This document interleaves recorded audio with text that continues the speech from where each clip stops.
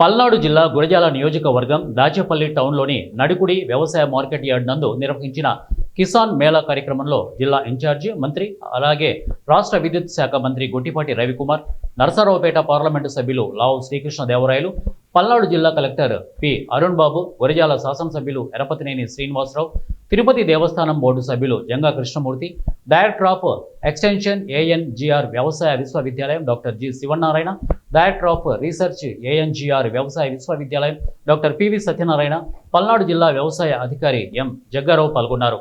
ఈ కార్యక్రమంలో ముందుగా కిసాన్ మేళాకు విచ్చేసిన రైతుల పేర్లు నమోదు కార్యక్రమాన్ని ప్రారంభించారు. అనంతరం సాంకేతిక ప్రదర్శనలు, వ్యవసాయంలో వినియోగించే పరికరాల గురించి అధికారులు లైవ్ డెమాన్స్ట్రేషన్ ఇవ్వడం జరిగింది. ఇక వ్యవసాయ ప్రదర్శన, స్టాళ్ల సందర్శన, డిపార్ట్మెంట్ ఇన్ఫర్మేషన్ షేరింగ్లో నేతలు పాల్గొనడం జరిగింది.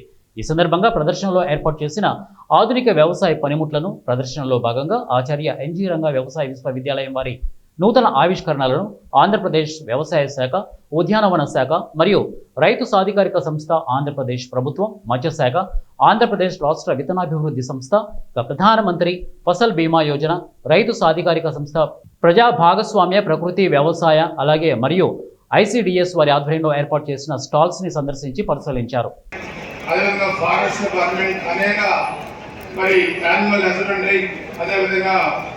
ఇవన్నీ కూడా మనం ప్రదర్శనలు చూసాం.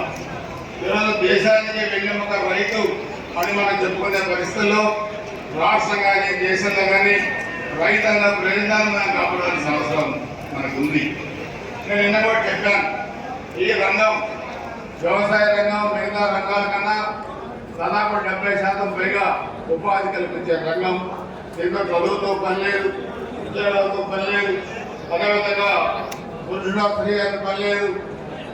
ఆ విధంగా 70% రూరల్ సెక్టార్ నుంచి కూడా మనకి ఆదాయం కల్పించేది ఈ వ్యవసాయ రంగం. దీన్ని మనం ఏ విధంగా రైతాంగాన్ని ఎడ్యుకేట్ చేయాలి, ఏ మందులు వాడాలి, ఏ పెస్టిసైడ్స్ వాడాలి, ఏ ఫర్టిలైజర్ వాడాలి, అదేవిధంగా వ్యవసాయ ఉత్పత్తులు పెంచేదానికి, పాడి పరిశ్రమ పెంచేదానికి, అదేవిధంగా మనం ఇంట్లో మరి భార్య భర్తలు పనిచేసుకుంటూ పాల ఉత్పత్తిని పెంచడం కోసం అదేవిధంగా చేయాలి.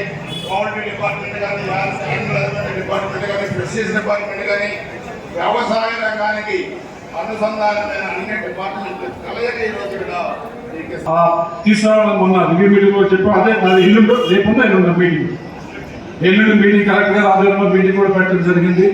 ఎక్కడ ఏ మండలంలో ఏ పంట ఎక్కువ వేసుకోవచ్చు, కొద్దిగా దానికి ఉపయోగకరంగా ఉంటుంది దాని మీద పెట్టడం జరిగింది. దాని శాస్త్రవేత్తలు కూడా పిలుస్తూ ఉన్నారు. ఇంజనీరింగ్ యూనివర్సిటీ నుంచి వాళ్ళు కూడా రమ్మని చెప్పడం జరిగింది. పోయినసారి వాళ్ళు కూడా పిలవండి. శాస్త్రవేత్తలు వ్యవసాయం చేసుకునే రైతులకి 9 గంటలు నాన్ స్టాప్ గా పగలపూటం ఉచిత కరెంట్ ఇవ్వాలనేదే ఈ ప్రభుత్వ ఉద్దేశం. అదే కాకుండా ఈ ప్రభుత్వం అధికారంలోకి వచ్చిన తర్వాత ఇప్పుడు వ్యవసాయ కనెక్షన్ అడుగుతున్నారు చాలా మంది రైతులు.